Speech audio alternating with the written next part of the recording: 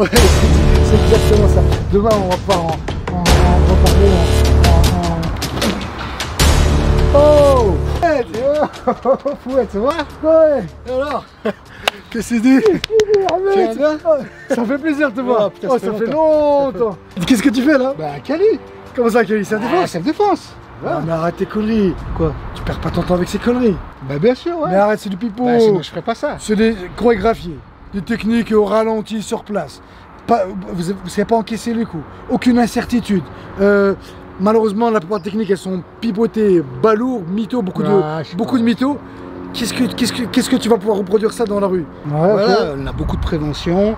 Le gars qui s'approche pas trop de nous. Attends, excuse-moi, stop, je t'arrête tout de suite. Ce que je te propose, moi, viens me voir demain à l'entraînement. Ouais. Et je vais te montrer ce que c'est un sport d'homme. On va te montrer ce que c'est les sports de combat. Et je vais te démontrer que dans les sports de combat, nous, on a l'efficacité, on a la puissance. Et on n'est pas sur des techniques qui sont répétées, chorégraphiées. Il y a un truc que tu as sorti, c'est le mot sport. Oui. C'est mort déjà. Ah ouais? Ah ouais, du sport déjà, c'est pas un sport la rue. La rue, c'est de la vraie délinquance, c'est de la crapulerie. Ce que je te propose, arrête de parler, parce qu'on va être d'accord. Viens demain et laisse-moi te démontrer que promis, je viens. Que la self-défense, c'est du mytho. Non, promis. Voilà. Ok, bah vas-y. Allez. Demain. Je te Merci en tout cas, content d'avoir revu. Et je vais te montrer ce que c'est un sport d'homme, mec. Demain, pas de soucis.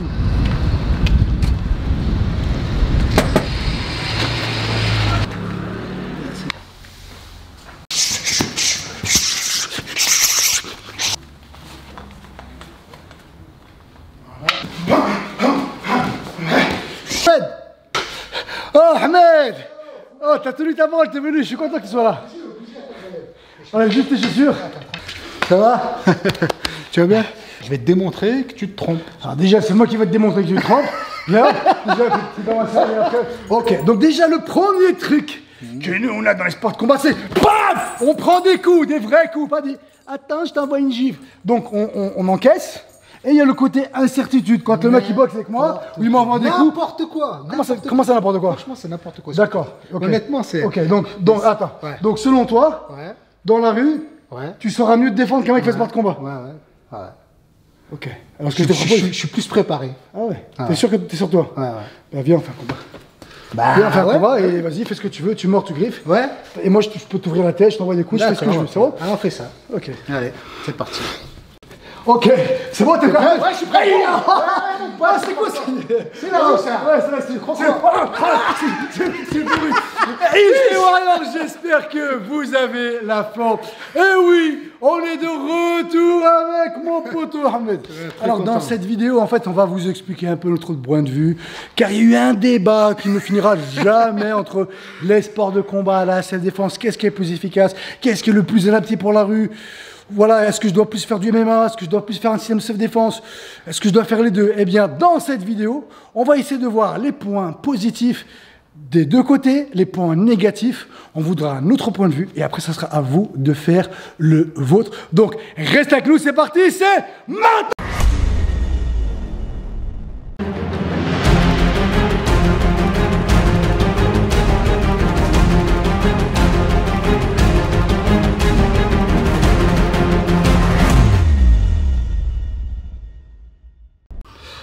Alors pour commencer, comme on vous l'a dit, ça sera un débat qui en finira jamais. Et donc en fait, si vous êtes trop borné, trop buté sur un système, vous pensez que la self c'est mieux ou les sports de combat sont mieux, de toute façon, même si on vous apporte des arguments, vous allez les réfuter. Nous, on vous demande juste d'ouvrir votre esprit. Et réellement, le plus important, c'est qu'il y a deux éléments qu'on vous expliquera enfin, et que vous fassiez des sports de combat ou de la self-défense dans un but de se défendre dans la rue, il y a deux éléments à prendre en considération. Et peu importe votre niveau, peu importe qui vous êtes en fait, vous pouvez être champion du monde, expert en self-défense, en vrai, ça change rien si vous respectez pas ces deux éléments qu'on vous dira à la fin. Et avec Ahmed, avec Miloud, c'est ce qui nous a poussé nous à faire l'Urban Fight, justement, un mélange de techniques de self pure, de la rue, avec des sports de combat. Mais ça, on vous en dira plus à la fin si on a le temps. Ahmed, pour toi, la self-défense, qu'est-ce qu'on dit le plus souvent sur cette défense? C'est surtout la prévention. D'accord. Pour toi, ça serait la prévention. La prévention avant le fight. D'accord. Déjà.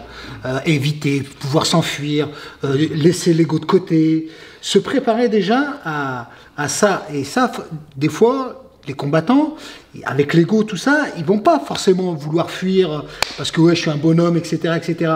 Mais nous, alors qu'il y a un bonhomme, ils sont plusieurs, ils sont armés. Voilà. Il va peut-être vouloir le mec, peut-être il a un couteau, le gars, il a un flingue, tu sais pas. Il va s'embrouiller pour un regard. Ou pour juste pour l'ego déjà. On essaie de encaisser et d'être plus humble. Voilà, l'éteindre déjà. Voilà, l'éteindre pour pouvoir fuir. Rien que ça, c'est nous, dans l'Urban Fight, ce qu'on essaie vraiment d'apprendre aux gens, c'est déjà toute la prévention. Comment on peut éviter un conflit? Parce qu'on part du principe que celui qui se bat, il a perdu en vrai. Pourquoi aujourd'hui, il y aura porté plainte, il y aura une amende, prison, représailles, blessé, mort, l'emploi du temps, il va changer. Voilà, comme on dit, comme disait Philippe Pierrotti, c'est l'emploi du temps qui va changer. Donc ça, c'était très important de prendre en considération. Après, ce qu'on peut reprocher maintenant à self-défense, donc il y a le côté prévention. Il y a le côté que les gens, quand ils en font, ils peuvent développer leur confiance en eux. Oui, aussi. Donc voilà, apprendre à être confiance. Il y a des gens qui viennent dans des sports de combat ou sports de self-défense juste pour avoir un peu plus confiance en eux. Et ça leur fait du bien. Et ça, c'est beaucoup déjà pour une personne qui n'a pas confiance du tout en lui. Il baisse les yeux dans la rue et il n'est pas sûr de lui. Et ben, si tu changes juste cet aspect-là de cette personne, déjà, c'est un grand pas, c'est magnifique. Et c'est là où je vais être d'accord avec lui. Il y a des gens qui font sa défense dans l'optique qu'un jour ils vont se défendre. Et est-ce que leurs techniques marcheront? La vérité, c'est beaucoup plus compliqué que ça. On verra à la fin. Mais si déjà lui, ça lui fait du bien, il a l'impression qu'il sait se défendre, qu'il a l'impression qu'il a pris des coups, qu'il arrive un petit peu à gérer, et que si la situation se représente, il arriverait où il pense qu'il pourrait se sortir, bah déjà c'est du coup parce que réellement, les chances de se battre dans la rue maintenant aujourd'hui, elles sont quand même minimes. Il y a de plus en plus d'agressions, le monde devient de plus en plus violent. C'est une vérité. Mais regardez, la dernière fois que vous êtes vraiment battu, voilà, battu, bah, vous allez voir que ça date d'il y a longtemps. Des conflits verbaux, il y en a beaucoup. Et c'est pour ça que nous, dans notre système Urban Fight, comme on vous l'a dit, on apprend vraiment aux gens à désamorcer un conflit, mais sans perdre la face. Soit je passe pour une, je passe pour une mouille, en fait. soit je perds la face parce que je suis avec ma famille, des potes, je passe pour un mec à peur. Non, on peut apprendre à gérer un conflit sans rentrer dans le conflit. Pour moi, ça, c'est l'une des choses les plus importantes en vrai. Si on arrive à faire ça, dans la self-défense, on a tout gagné. Après, ce qu'on reproche aussi à la self-défense, c'est les chorégraphies, tout ça. C'est aussi moi ce que je reproche à certains systèmes, où on pourrait dire même beaucoup de systèmes. Du mauvais. Il y a beaucoup de trucs chorégraphiés. Ce que moi j'aime pas quand je vais dans un cours et que le mec, en fait, toute la séance, tout le temps, il met un crochet, et puis le mec il bouge pas. Attends, on voit le deuxième, ok, vas-y, on voit le deuxième, ok, attends, tu te laisses faire, voilà. Et en fait, tout ça, c'est pas du tout réaliste. Pourquoi? Parce que le conflit, quand on se bat, déjà ça bouge. S'il avance, il recule. Quand je vais lui mettre un coup, il va avoir une réaction, d'accord? Bam, il va pas rester comme ça inactif, parce qu'il a pas mal. Et donc ça, tous les systèmes où il reste enfermé dans chorégraphie, bah dans la rue, en fait, ça se passe pas du tout comme ça. Je pense qu'on peut mettre 2 coups, 3 coups, grand maximum. Après, il faut l'adapter.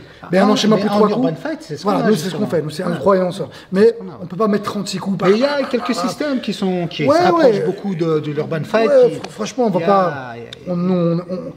En fait, ce qu'on essaie de dire déjà, c'est qu'on peut pas dire que toutes les techniques de défense sont... Mais on ne peut pas tout rejeter et on ne peut pas tout accepter. Voilà, alors on va finir par cette défense. Cette défense manque d'incertitude aussi.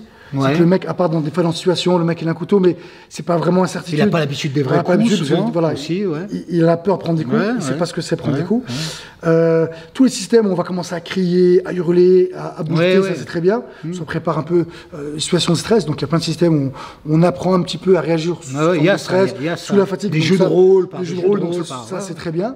Après, le côté incertitude, des fois, il va y en avoir, mais c'est un petit peu rare dans les entraînements de self. Donc, c'est ça qu'on pourrait dire. Voilà, ça manque un peu plus de mise en situation, mais réel. Mais je fais ce que je veux, je suis casqué, vas-y, rentre-moi dedans. Il y a un truc qui est très important. En self-défense, ils ont une prise de conscience que peut-être il y a un couteau, peut-être il y a... Ça, c'est super important, parce que l'ego, il peut te faire oublier tout ça. Et dans ta tête, tac, je vais plier le gars et c'est fini. Non, le gars il a peut-être une arme, il a peut-être un couteau, il y a peut-être un tiers derrière. Et en self-défense, et à prendre conscience. Exactement. Bien sûr. Et ça c'est très important. Donc à prendre conscience de l'environnement. Donc ça c'est important. Après il y a un truc qu'on travaille beaucoup en self-défense. Même nous dans le on va travailler, mais réellement quand on est dans une situation réelle de stress, quand on dit aux gens qu'il faut tenir à distance. Réellement, quand on est énervé, et pour l'avoir déjà vécu, même si on le sait des fois on va le gérer, mais des fois, quand on est vraiment dans l'émotion, en fait, la part de réflexion, elle part, et si on l'a pas suffisamment automatisé, des fois, l'ego peut en prendre. On se retrouve tête à tête. Ah merde, je me suis rapproché, heureusement qu'il a pas fait ça. Complètement. Voilà, donc si on devrait résumer, il y a des trucs qui peuvent marcher, voilà, apprendre à mettre dans les yeux, la gorge, coronets, mordre, à fuir, c'est aussi, il faut apprendre à fuir, apprendre à repérer, à courir, désamorcer le conflit, tout ça. Courir, ok, c'est bien. Donc il y a des choses qui sont bien et qui peuvent vraiment sauver la vie de quelqu'un, d'accord? Donc on peut pas dire ça marchera pas et ça sert à rien. Ça c'est complètement pipeau. Et en même temps, on peut pas non plus tout accepter. Donc après, c'est chacun d'entre vous à prendre ce que vous pensez qui est réaliste, qui ne l'est pas, ce que vous aimez faire, ce que vous aimez faire. C'est pas évident pour tout le monde. Non, c'est pas évident parce qu'on n'a pas tous les mêmes personnalités. Et la même expérience. La même approche aussi. L'approche, même expérience. L'approche de la peur, on n'a pas la même approche du conflit. Ce qu'on essaie de vous dire, c'est qu'on ne peut pas dire, voilà, les arts martiaux, ça sert à rien. La self-défense, ça sert à rien. Parce que c'est pas vrai. Il y a des gens, et il y a plein de gens qui témoigneront qu'un jour, ils sont confrontés à la réalité et ils ont su s'en sortir. Et d'autres qui diront, bah, moi, ça n'a pas marché. Donc on trouvera toujours les deux camps. Mais maintenant, on va parler des sports de combat.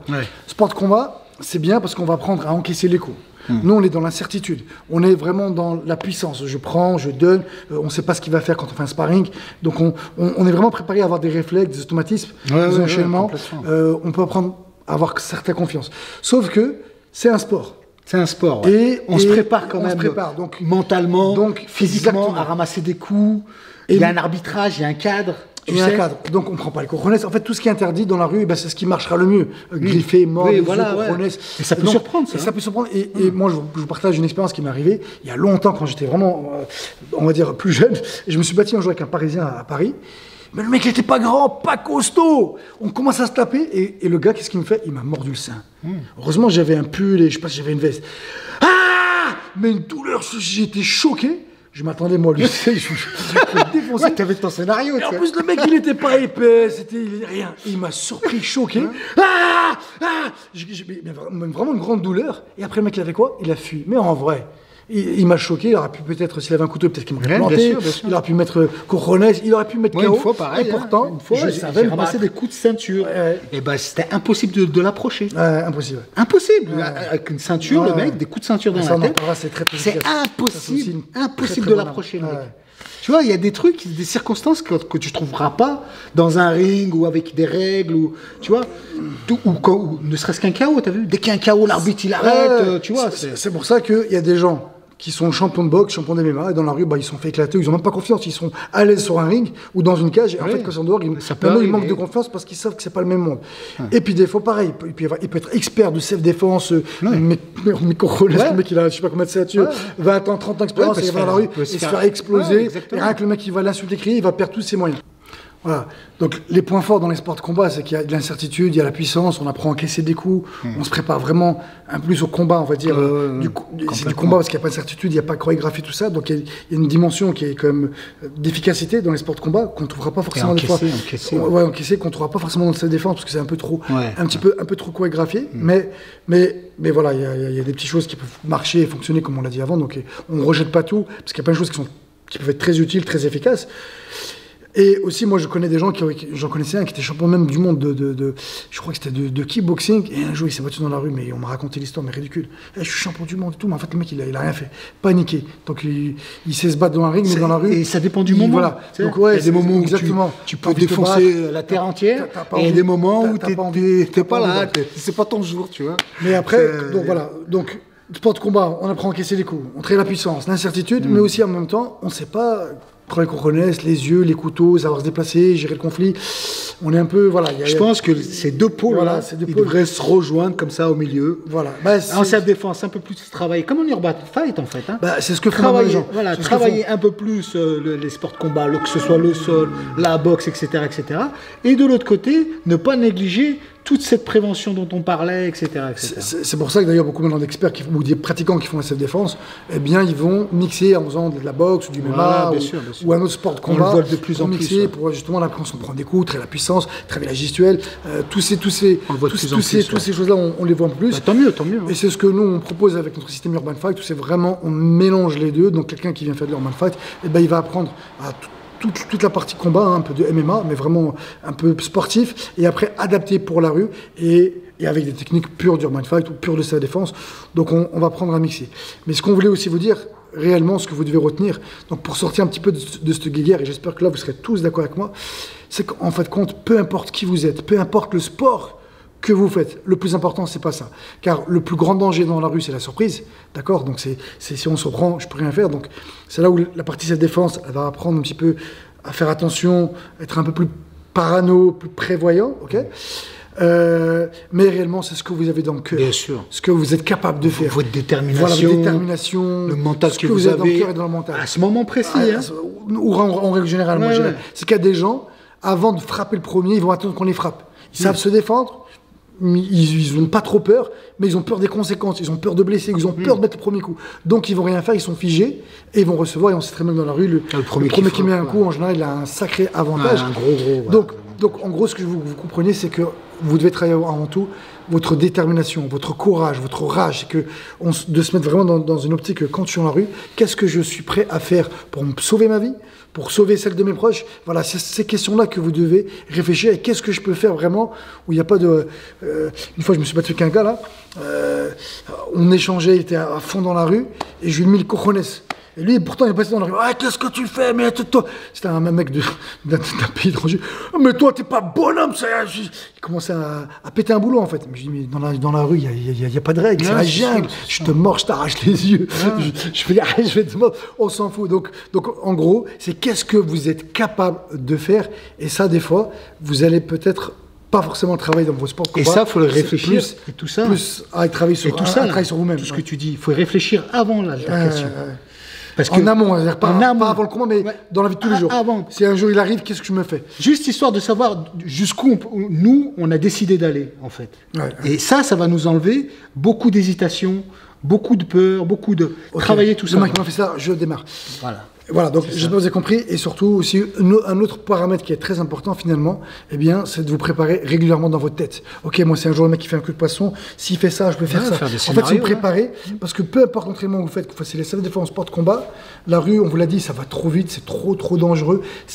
Voilà. Et n'importe qui, on peut prendre n'importe qui, même Khabib, même Conor, même Tyson, un jour, il pourrait se faire surprendre, il pourrait se faire KO sur un coup. On peut tous être vulnérables, on peut tous se faire surprendre, prendre KO, parce que c'est très rapide, très violent. Donc, c'est vous préparer mentalement, et ça se prépare, peut-être votre entraînement, il se fait tous les jours au quotidien dans votre tête. Voilà, dans votre tête, voilà, si je fais ça, enfin, comment dirais-je, quand il y a des situations qui se présentent, un mec, il faut que le poisson, qu'est-ce que je fais? C'est un peu de la PNL, ou même, voilà, ou visualisation, répétez dans la tête régulièrement vos scénarios, histoire que ce soit pas inconnu dans votre cerveau. S'il fait ça, je fais ça, s'il fait ça, je fais ça, ok, je me résistance. Voilà, répétez dans votre tête des schémas de défense. Je sais pas si c'est clair pour tout le monde. Ouais, c'est très clair. Donc, nous, en fait, donc en gros, si on doit résumer, on n'est ni pour ni contre. Pour nous, c'est vraiment assembler les deux. Oui, moi, je vous le dis, hein, il y a plein de techniques de self-défense, il y a plein de charlatans dans la self-défense, il y a plein de profs, c'est des bidons, ils sont jamais battus dans la rue, ils vont montrer technique, mais c'est impossible que ça passe dans une situation réelle de conflit.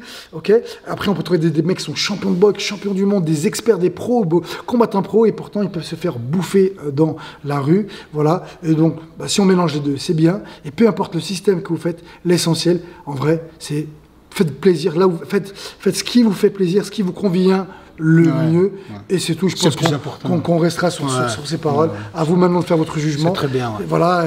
Est-ce que c'est plus prendre des coups et l'incertitude de la boxe? Est-ce que c'est plus chercher des situations plus réalistes de la self, un peu bizarre, mélanger les deux? Voilà, pour nous, c'est clair, l'Urban Fight, c'est vraiment mélanger les tout. Eh bien, comme d'habitude, j'espère que cette vidéo vous a plu. C'était un plaisir de revoir mon poteau Ahmed. Dites-nous dans les commentaires quel est votre avis. Est-ce que vous êtes plus sport de combat, plus self-défense, mélanger les deux? Ou alors, il y a un truc qu'on n'a pas dit, il y a des gars qui font ni self-défense, ni sport de combat, et c'est des tueurs à gages dans la rue, ils déboîtent. Ils sont très forts, ils mettent KO tout le monde. Ils ont de la chance. Parce qu'ils ont le cœur, ils ont faim, ils ont peur de rien. Et eux, ils sont très dangereux, plus dangereux qu'un expert ou un champion. Et ça, on a oublié de dire ça.